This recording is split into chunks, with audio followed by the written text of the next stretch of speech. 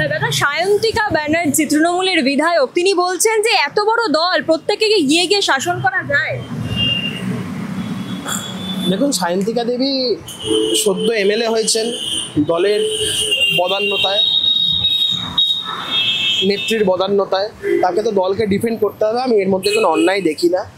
তার জায়গা থেকে তার এই ছাড়া বলার আর কোনো রাস্তা নেই।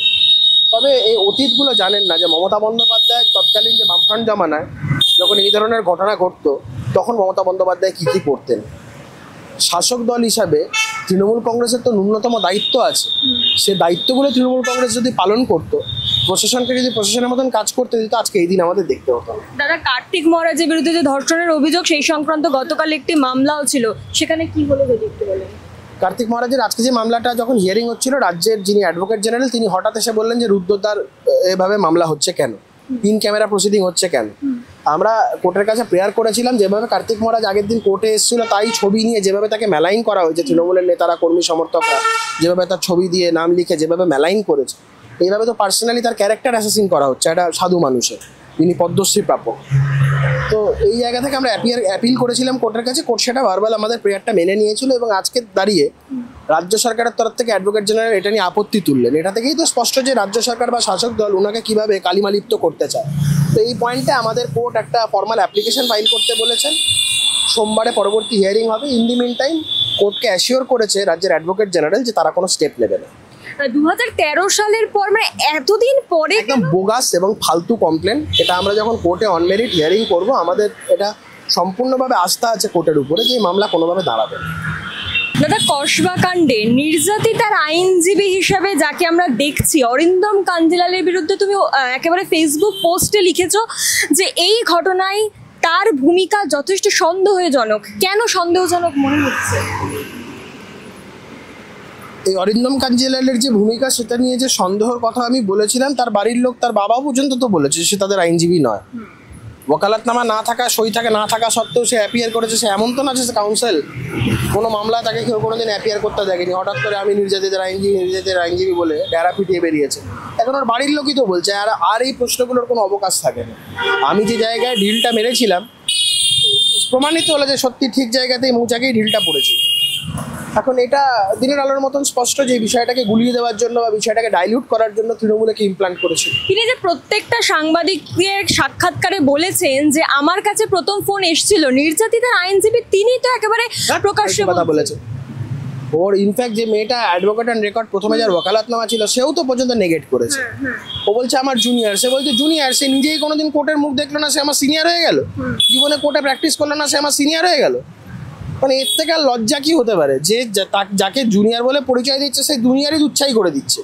জুনিয়রই বলছে আমার কোনোদিন সিনিয়র, নিজেই কোনোদিন কোর্টের মুখ দেখেনি, সে আমার সিনিয়র হয়ে যাবে। ফালতু একদম। আমি যেদিনকে তার ইন্টারভিউ মানে সাক্ষাৎকার নিতে আসি, তিনি আমাকে বললেন যে তার মামলা আছে। তবে এটাকে আমি কোনোদিন কোনো মামলাই করেনি ও হাইকোর্টে, কোনোদিন কোথাও দাঁড়ায়নি, কোনোদিন কোনো জজের সামনে কোনো মামলাই করেনি। ফালতু কোনোদিন কোনো কোর্টের মুখ দেখেনি, কোনোদিন হঠাৎ করে উকিল হয়ে গেল। ছাত্র পড়ায়, ওর প্রফেশন হচ্ছে ছাত্র পড়ানোর। একটা একে কোচিং সেন্টার না কি আছে, এসব নাম ফাম করে পড়ায়। সেখানেও ছাত্রছাত্রীরা ভর্তি হয়, 1-2 মাস বাদে ছেড়ে দেয়, পড়াশোনা করায় না। বা ছেলে মেয়েদের দিয়ে রিলস বানায়, এসব ভিডিও ছাড়ে। এ করে বিভিন্ন ফেসবুক পোস্টে আমরা দেখছি যে তিনি অনেক ছাত্রীদের সাথে একেবারে মানে কি বলবো, বাজেভাবে ফটো দেখাচ্ছে। এ তো বহু, এর বিরুদ্ধেও স্বয়ং জ্যোতির্ময় স্কুল অফ লতে একটা মেয়েকে মোলেস্টেশনের অভিযোগ ছিল। সেখান থেকে কলেজ কর্তৃপক্ষ ওকে তাড়িয়ে দেয়, বা আমাকে হাত পা ধরে বলে যে ফর্মাল রাস্টিকেশন করবেন না, আমরা অন্য কোথাও। তখন গিয়ে তো শ্যামবাজার ল কলেজে ভর্তি হয়। কিন্তু তিনি তো বলছেন তিনি এই যে তার নির্যাতিতার বিচার শেষ অবধি তিনি শেষ দেখে ছাড়বে। ওকে দেখার শেষ, ও তো মনোজিতের বন্ধু, ও গোটা বিষয়টাকে গুলিয়ে দেওয়ার চেষ্টা করছিল। তিনি বলছেন মনোজিৎ মিশ্র পরোপকারী ছিল, সমাজ। ওটাই তো বলছে, কত ভালো ছেলে ছিল। ওই তো বলছে এগুলো খুব ভালো জিনিস। এইগুলো যে কতটা ড্যামেজিং হতো, আমি যদি এই কথাগুলো না বলতাম, পাবলিক যদি এই বিষয়গুলো না জানতো, কত বড় ক্ষতি হতো। এখন বিষয়গুলো বুঝুক সবাই। এটা কি শুধুমাত্র সংবাদ মাধ্যমে ভাইরাল হওয়ার চেষ্টা? একদম নিজের ব্যক্তিগত প্রচার। এসব প্রচার করো যে 2-4টা কোচিং সেন্টারে যে স্টুডেন্ট বাড়তো, এইসবের জন্য করা, আর কিচ্ছু না।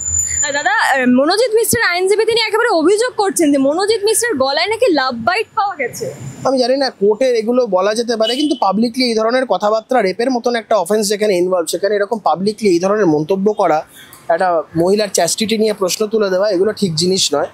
তিনি তার আইনগত যা সওয়াল যেগুলো করার সেগুলো কোর্টে করবেন। পাবলিকলি ক্যামেরার সামনে দাঁড়িয়ে এই ধরনের কথা বলা এটা কোনো উকিল সুলভ আচরণ নয়। তিনি বলছেন যে যে অভিযুক্ত তার এগেনস্টে যে দাঁড়ানো যাবে না, এটা তো সংবিধানেও নেই এবং তাকে না একদম অভিযুক্ত যে কোনো every person has right two defence, এটা নিয়ে ভুল কিছু বলেনি।